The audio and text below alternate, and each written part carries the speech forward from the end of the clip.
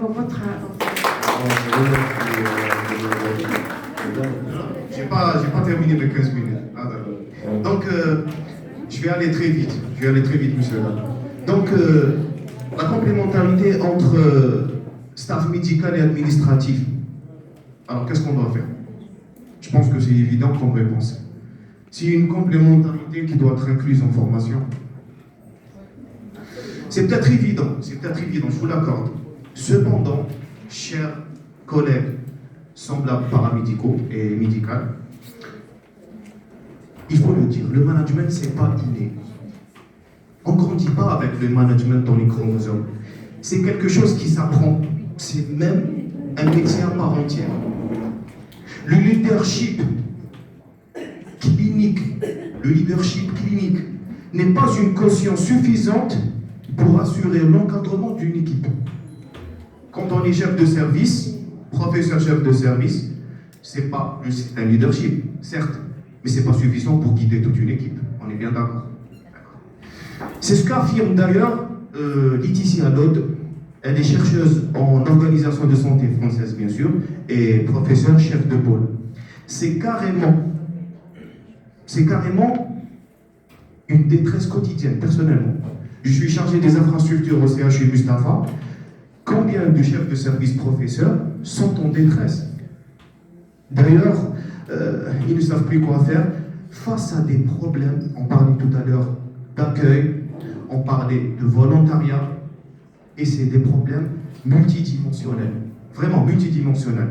Si en France, les médecins choisissent de bénéficier d'une formation de médecin-manager, c'est parce qu'ils ne trouvent pas une harmonie entre vie professionnelle et vie personnelle. C'est parce qu'ils n'arrivent pas à gérer les conflits interpersonnels et intergénérationnels. Il faut bien le souligner. Qu'est-ce qu'il en est pour le staff algérien? Il a les médecins en France, jusqu'où les conditions intergénérationnelles, organisationnelles, et qui décident d'opter cette formation cognitive. Qu'est-ce qu'on pourrait dire? Administratif et médical. Chaque jour, les coordinateurs paramédicaux, et tous les coordinateurs paramédicaux du CHU Mustapha, M. Igoun et Mlle Sohila ils me font la confidence de vouloir quitter le secteur, carrément. Et certains me disent d'ailleurs, textuellement, Wallah benzid nahar ala la retraite. Et ça, c'est une version qu'on a tous entendue. Bon. Si on devait comparaître le niveau de difficulté entre le système algérien et nos semblables français, le niveau de difficulté serait nettement plus complexe que les Français, et ça, c'est le moins qu'on puisse dire. D'accord? Donc, la formation médecin-manager ou paramédical-manager, à qui s'adresse-t-elle? Qui est susceptible de bénéficier de cette formation? En vrai, je me pose la question, comment on peut nommer au poste structurel et fonctionnel des gens qui n'ont pas l'ABC de gestion? Les cadres paramédicaux coordinateurs et les médecins chefs d'unité fonctionnelle sont des managers de fait. Paramédical coordinateur, chef d'unité, chef de professeur, médecin coordinateur, il est, d'une façon consciente ou inconsciente, il est manager, c'est sûr.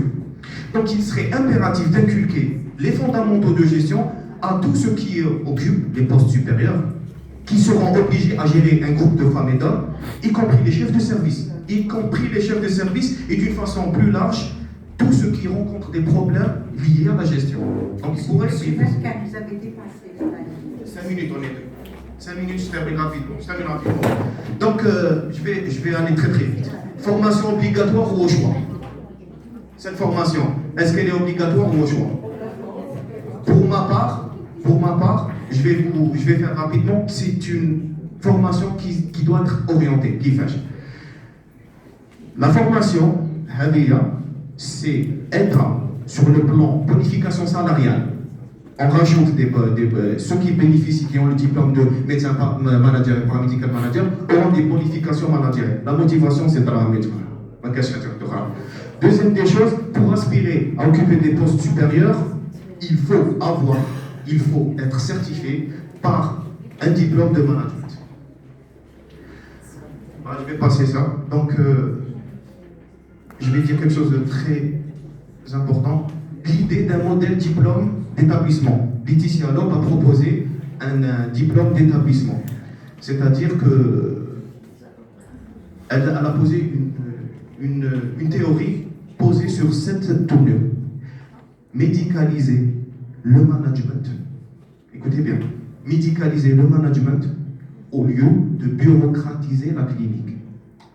Médicaliser le management au lieu de bureaucratiser la clinique. Sur cette pensée forte, je vous remercie de nous avoir prêté attention.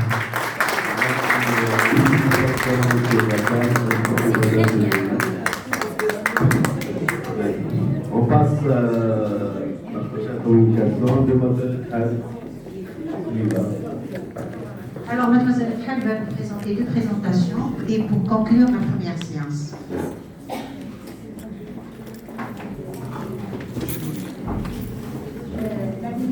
Parfait, parfait.